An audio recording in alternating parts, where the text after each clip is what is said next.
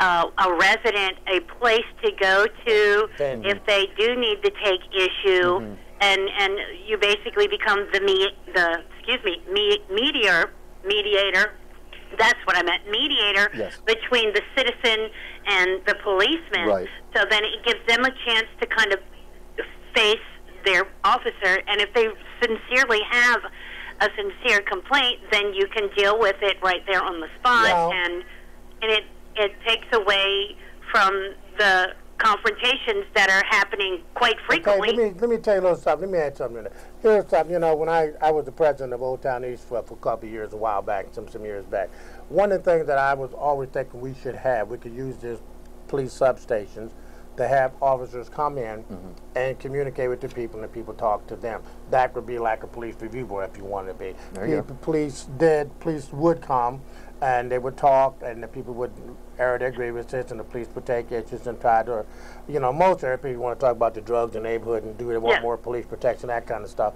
And the police would take notes of that and said, okay, well, we'll try to concentrate in that area. As soon as they put their efforts in one area, this is where the problem come in, and try to break it up. One, the people move to another. Right. It now just displaces it. Over here, and they go over here and there. And but what I would hear more or less, the people thought the police weren't doing their job. They were. It's just that there wasn't enough of them to keep all the areas together, because the drug Chevys run from here to there. And they just, all they can do is have the citizens, where are they at now? Oh, they're in front of my house, so they come there. It's a constant chase. It's a constant chase. And that's where the community is going to have to step up to the plate. They're going to have to step up to the plate, but they got to also understand the officers can't be everywhere at all times. And most of the times, you know, being that I went to the Citizens Police Academy, and I rode along with them. We went to one place we had to go and get what they call a 302 in a voluntary commitment from somebody that's losing it. And they would say, come on, Joe, come on. I said, no, I am not going in there. That's what I told them. I said, no, you got the gun in the bag. You handle that. I'll stay out there. Come on, you go in there.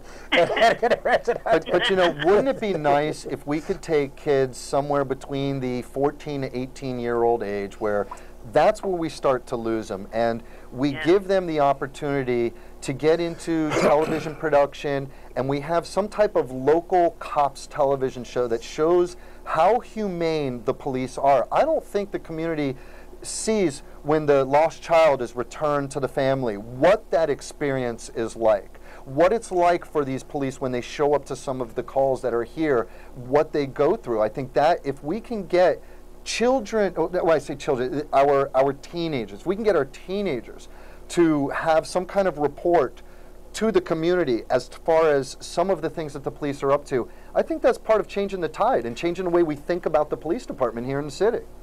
Well, you know, something else is that when I was younger, you couldn't get away with anything. Well, that's a different I lived down the street from Joe Jackson, and my best friend was his daughter, Rodia. Yeah, okay? You know my baby girl. There you go. I know all my kids. Uh-oh, she knows me. I got to take care of my one. Everybody knows you. I'm sitting next to Joe Jackson. Everybody knows Joe. Trying to pretend like nobody knows who you are. But here's the thing. I couldn't get away with anything. Right. No. Neither could I. Yes. Because the neighborhood watched out for each other. Yeah, and you don't have that now. You don't have people watching out for each other and taking care of each other. If I tried to get away with something, if I snuck off to the store, Joe was telling my mom. Uh-oh. You remember all that, do you?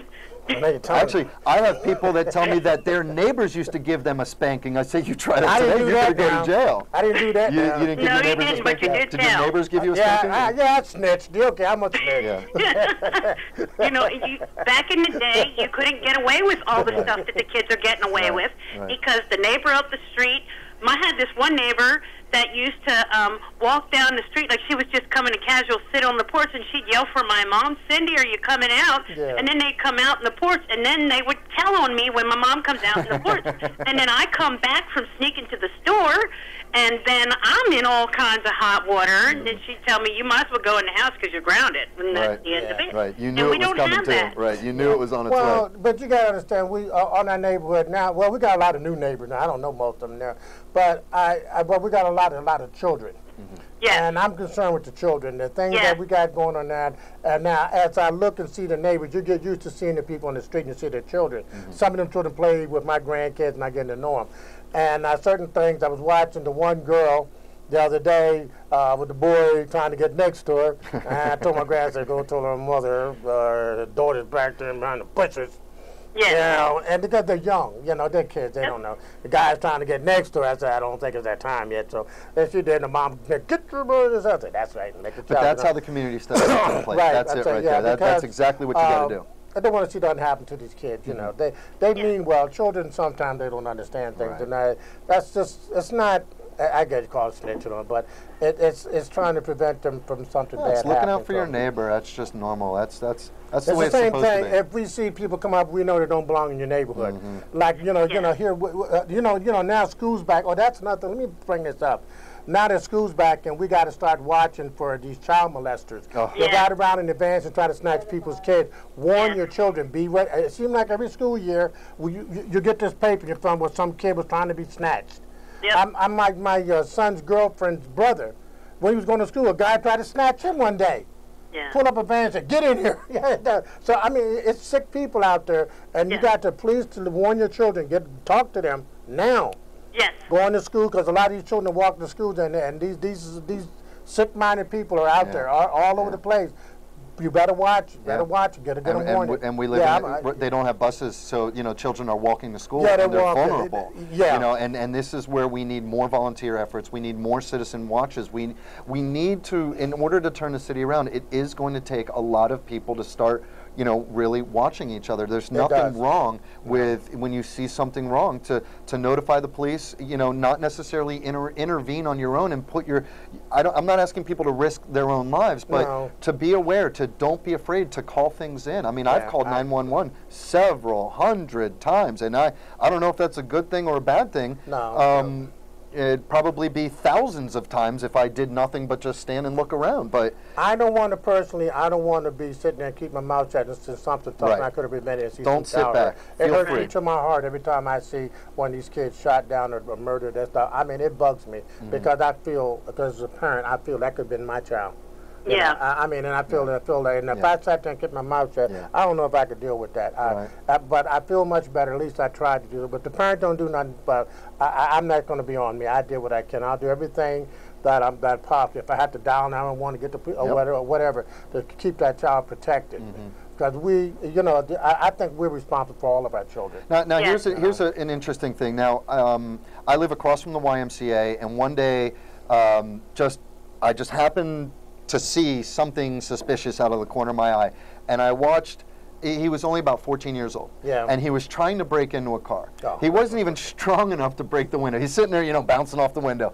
So I said to myself, I'm going to approach this kid. I'm going to go out there, and I'm going to put my arm around him. I'm going to talk to him, and try and talk to him. And then he actually broke the window and started rifling through the car. So I said, you know what? Now I have to call the police.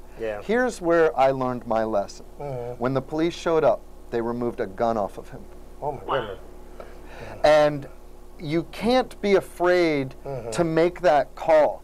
I did not want to call 911 because I knew he was 14 years old, but I knew it had to be done, and thankfully, I let the police do their job. God, that they got him before, because if he'd moved, touched that gun, them cops would have been about 49 shots, and maybe they would have killed him. Oh, well, let's not. No. We're going to change the attitude of the police. They're not going to use 49 shots. They're going to use restraint as necessary. Come on, Joe. Sure. Yeah. What am I going to have to do to convince you that the police are going to turn over a new leaf? I proposed that the police change the color of their uniform to a tan or. I remember on Queen Street up here. I remember when I think it was the sheriffs that shot and killed a guy. He had a BB gun. He shot with a BB gun. They pulled out the guns, and the guy said, "Kill me," so they did. Hey, if you put your hand in your shirt and you just go stick them up, I think you got the right to have your head blown off at that point. If you are threatening somebody to the point where you're convincing them that you've got a gun. No, not convincing them. You got to see it. You got to see it. That could be anything. I don't know. That's a good thing I don't make that judgment call, because I don't. No, they got to see the weapon. Yeah. If they see the weapon, Yeah. But see, the thing I'm looking at is that's sometimes why we don't want to be a law police have a habit. Police have a habit. If someone pulls a gun out, and there's 10 cops, they all shoot. Yeah. Not one, but all 10 of them. You're right on that. So that's what I mean. This is overkill. Yeah, that's tough.